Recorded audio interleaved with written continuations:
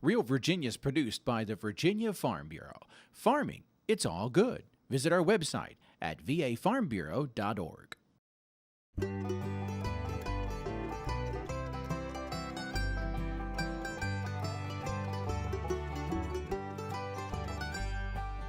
Home will always be Virginia, between the Blue Ridge and Chesapeake Bay, Atlantic to Appalachia, home in my heart always.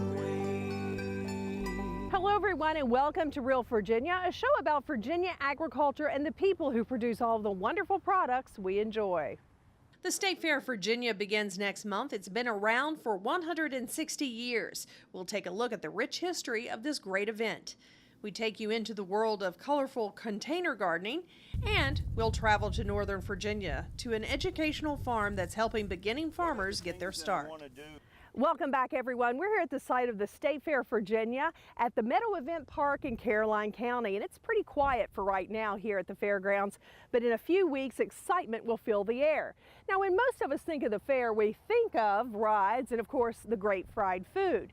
But when the fair began, it truly was a celebration of the hard work of the Virginia farmer.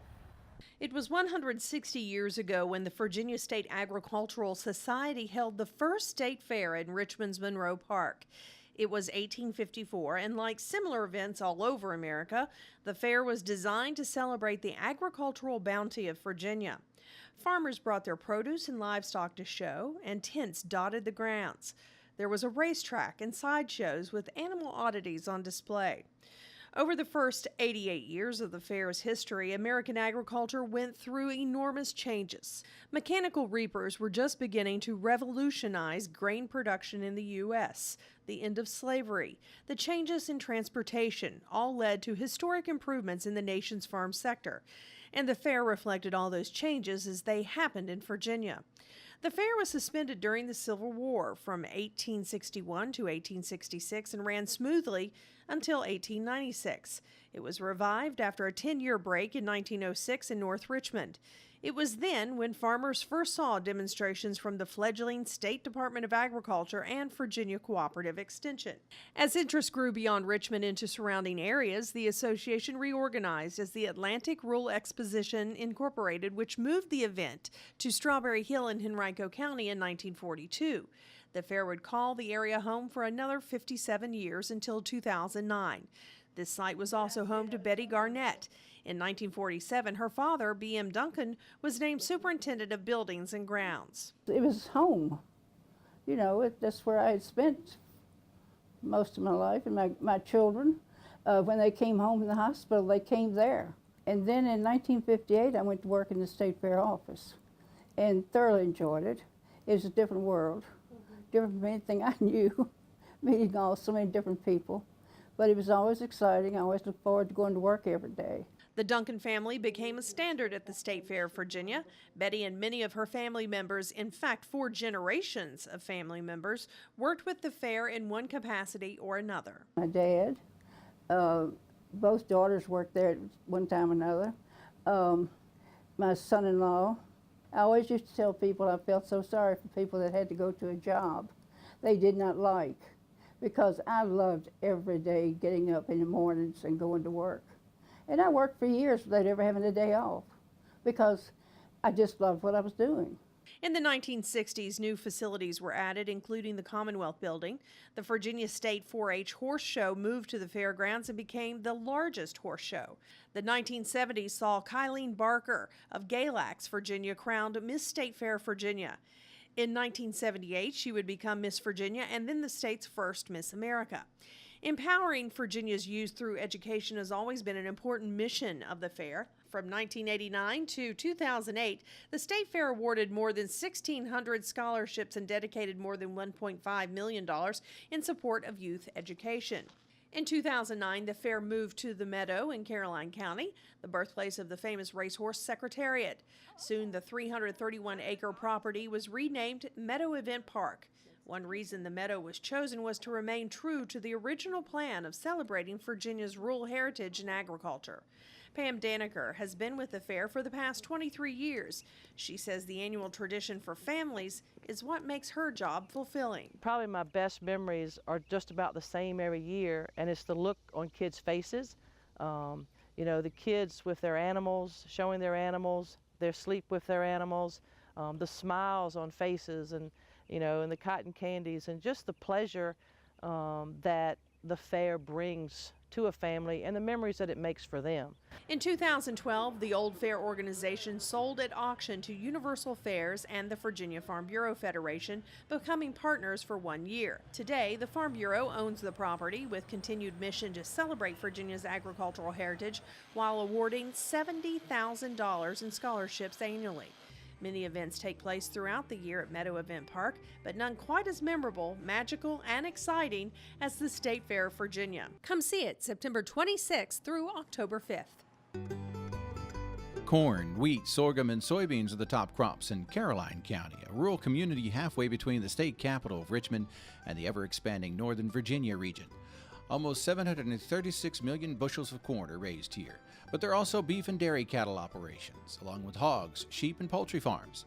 5.6 million tons of hay are raised here, and there are 11 vegetable farms and 7 orchards, which help contribute to the local foods movement. Altogether, agriculture contributes $3.9 million to the economy of Caroline County, Virginia. I'm Mark Viet. Coming up on In the Garden, I'm going to talk about filling your containers with lots of color. Stay with us. I love being a dairy farmer because it's an adventure to be a dairy farmer. It's a new beginning every day. Every day I can get up in the morning and have a smile on my face, whether it's raining or whether the sun's shining. I love what I do. Growing up on a dairy farm, I think you learn to work really hard and don't take anything for granted. There's a lot of work to do on a dairy farm. You have to be committed. It's a huge responsibility that we have being farmers. We take pride in it, and we're proud to be able to do it. Every day we have the opportunity to provide a wholesome product that's vitamin rich and nutrient full. It's a feel-good feeling knowing that I'm putting food on somebody else's table and that I'm doing a good job doing it. I'm Ken Smith. I'm Ben Smith, and I'm dedicated to dairy, my cows, my milk, my land. You say you don't have space for a garden at your home. However, Mark Viet says that's not a problem. He shows us how to plant colorful containers in the garden.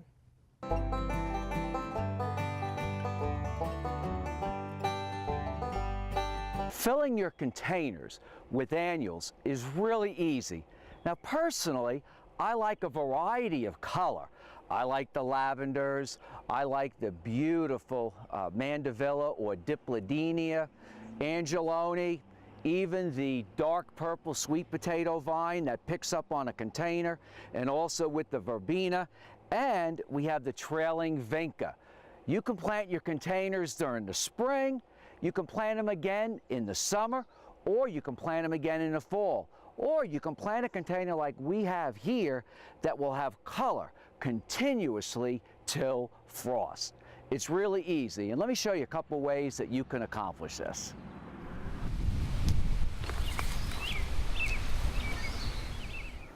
When you're ready to plant your containers, keep in mind a couple things. You can reuse some of your soil from the year before.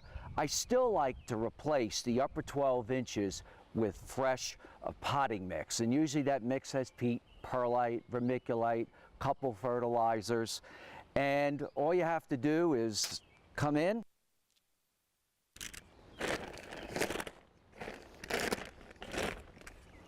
keep in mind when you fill this, you don't want to overfill it because the containers themselves are going to take some room.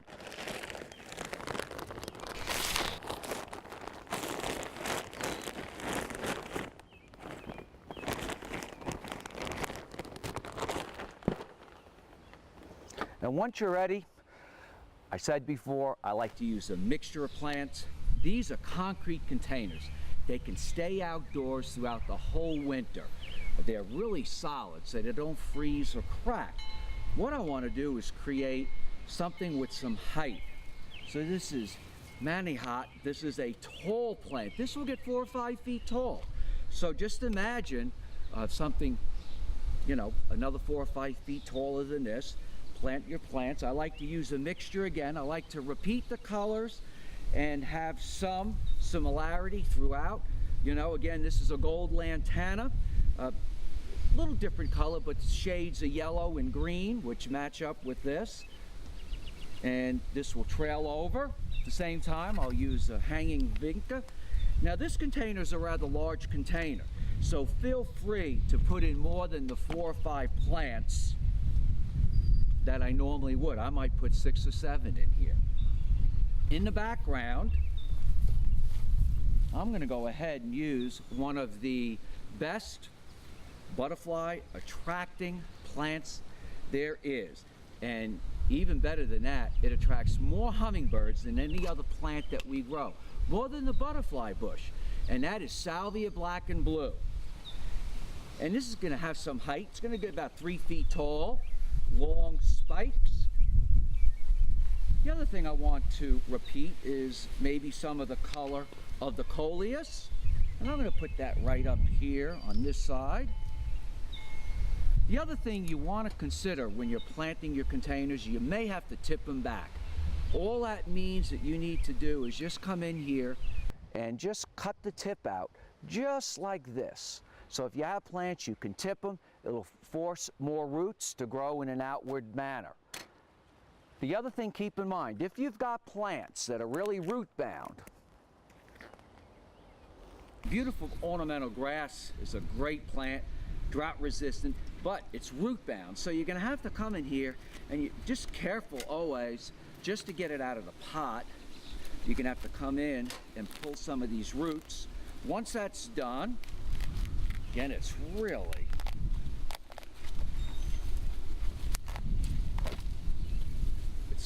solid roots. So what you're going to want to do is a couple options.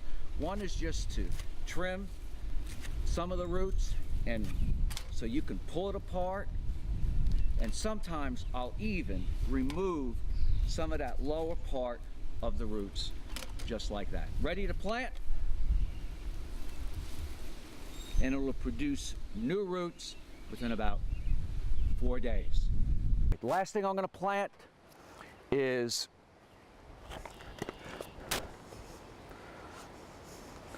beautiful blue. There's a variety of blue annuals. There's bacopa you can use.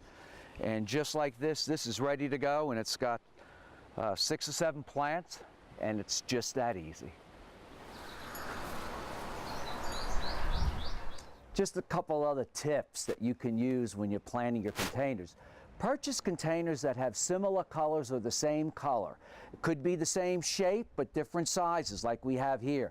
The blue color ties in this whole area. The other thing keep in mind is the repetition of color in some of these containers. Sweet potato vine and a beautiful lantana.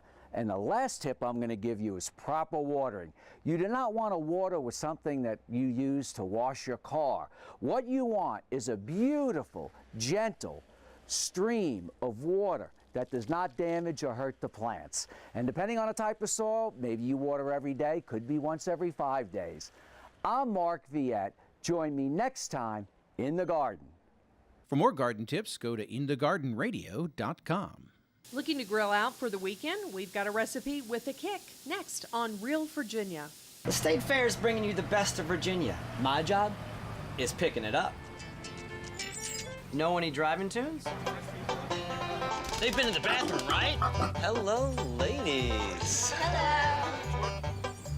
No fight songs. This could be a challenge. Learn more at statefairva.org. Roll down the window. Everyone loves their burgers. Let's head inside here at Meadowhall and visit with Miss America 2010, Carissa Jackson, as she shows us a new twist on the burger using turkey meat and curry in the heart of the home. Hi, I'm Carissa Jackson from Heart of the Home, and we are here at the Meadow Event Park. Today we're going to make one of my all-time favorite recipes, and that is curry turkey burgers. Poultry is the #1 commodity in the state of Virginia, so it's really easy to find fresh turkey products anywhere you shop. we're going to start with about 1 pound of ground turkey. We are then going to add 3 tablespoons of green curry paste. You can find this in your international food section at the grocery store, or if you have a specialty store like World Market, it's also there. We're going to go ahead and add this to our mixture. It's one of those ones you get nice and messy, so if you want to do it with kids, they really, really love it. The other ingredients that we're going to use for this recipe is minced garlic, about 3 tablespoons. We're going to use 1/2 of a green pepper and 1/2 of an onion. The way I like to slice my green peppers, very thin, and then into small little chopped pieces. You can use green onions, red onions, yellow onions. You can also use different kinds of peppers. Anything you want for this recipe. And same thing with my onions. As thinly as you could possibly get them before you start crying.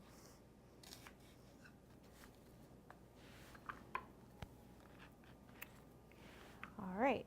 The next thing we want to add in is our minced garlic. Then we're going to add our onions. I love onions, so I added the whole 1/2 an onion. And our pepper. Mix this up just like you would meatloaf. You can add your favorite spices to this as well. Today I'm going to be adding sea salt and fresh cracked pepper. If you would like it to have a little bit more of a spicy kick, you could add a little bit of chili peppers to it as well. And for some people who like sweet with their curry, adding some fresh ginger can do that as well. Over here on my eye, I have a grill pan and it is being warmed right now with some extra virgin olive oil just to prevent sticking. What's a great thing to know about ground turkey is it doesn't draw up the same way that regular hamburgers do. You start with these big, huge burgers, and then by the end you have like a puny burger, and you're like, what happened to my burgers? But turkey doesn't do that, so make sure that you're not too generous with the amount of burger that you use because it's not going to cook down very much. 1 pound of ground turkey will yield about 4 to 5 burgers. We'll put them on our pan and let them brown on each side for about 4 minutes.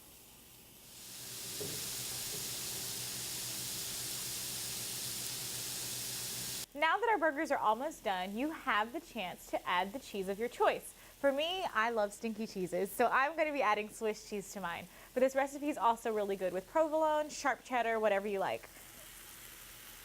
I'm going to do some with cheese and some without. Just going to do 2. I like to melt my cheese actually on the grill because you get the smoke and the taste of it, and it melts very well as opposed to putting it in the microwave or just having, to me, a plain piece of cheese on your burger. It's always better when it's melted. This should take about 1 minute to 1.5 minutes.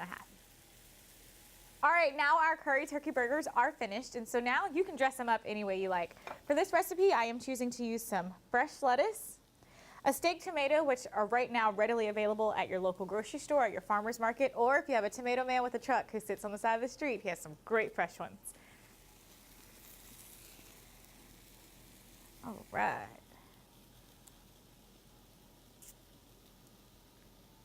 You can put mayo, mustard, ketchup, whatever you like on your burgers.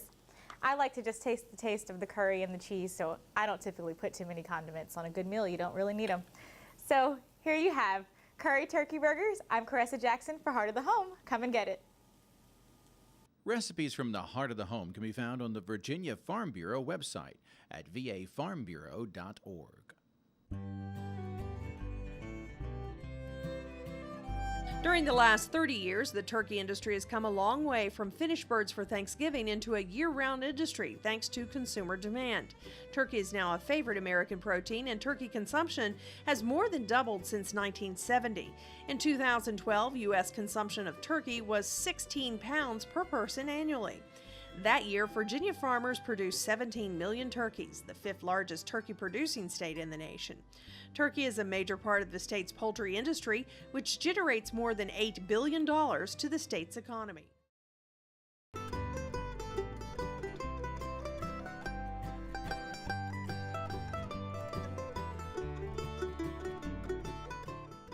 Do you want to become a farmer or just a better gardener? As Dave Miller tells us, there's a place in Northern Virginia that can actually help you do both, as well as give back to the community. The Fauquier Educational Farm is 10 acres of vegetable gardens and row crops planted and designed to teach others how to grow and care for their own food. Jim Hankins is the coordinator for this nonprofit organization that provides more than 15,000 pounds of fresh produce to the local food banks. The real fact all across the state of Virginia is that there have been a tremendous number of people who have moved out to the country that love to learn how to do something agricultural, and they don't have the background. So we have a public on-the-ground lab for folks to come out and volunteer. The second purpose is to promote social responsibility. All of the food that is produced here is donated to local food banks. The workshops are free and open to the public. The educational farm is where folks can see good gardening practices and good farming. That's rare in a developing area like Northern Virginia. You know, it's a place you can go and show, you know, this is how you lay plastic mulch, or this is how you build a deer fence. This is how you manage different insect or disease pests that you're having to face. We're doing a field variety trial of tomatoes, 15 different varieties. These are big beef that are just about ready to start getting harvested. You know, this good hot weather that we're getting, as long as I've got good irrigation going in here, we're going to get hundreds and hundreds of pounds of really high quality tomatoes off of this. The Fauquier County Farm Bureau, Fauquier County Local Government, and Virginia Cooperative Extension joined forces 4 years ago to create the educational farm on an old dairy farm that had been donated to the county. It's also been used as a demonstration space for part of Virginia's Beginning Farmer program. A wide variety of crops and produce are raised each season. We'll be harvesting sweet potatoes in October, you know, a lot of the winter squash. And you know, we're planting potatoes, Irish potatoes. We planted 2,200 pounds this spring, all with volunteer help. Every bit of it was cut up and planted with volunteer help.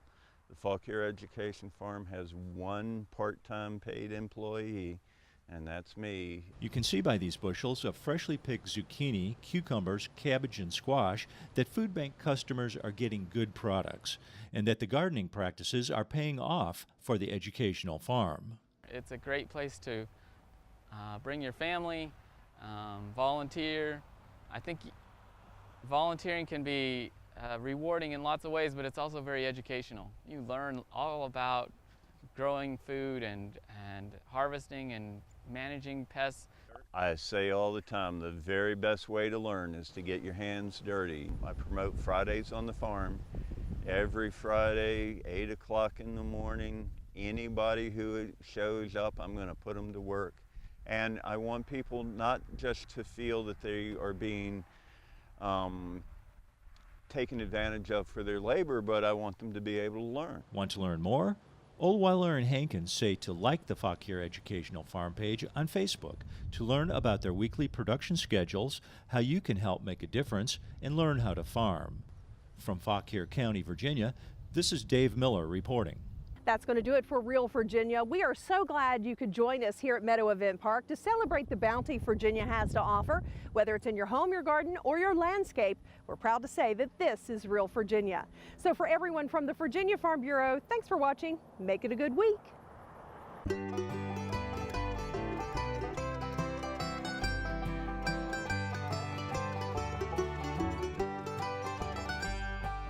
Home will always be between the Blue Ridge and Chesapeake Bay, Atlantic to Appalachia.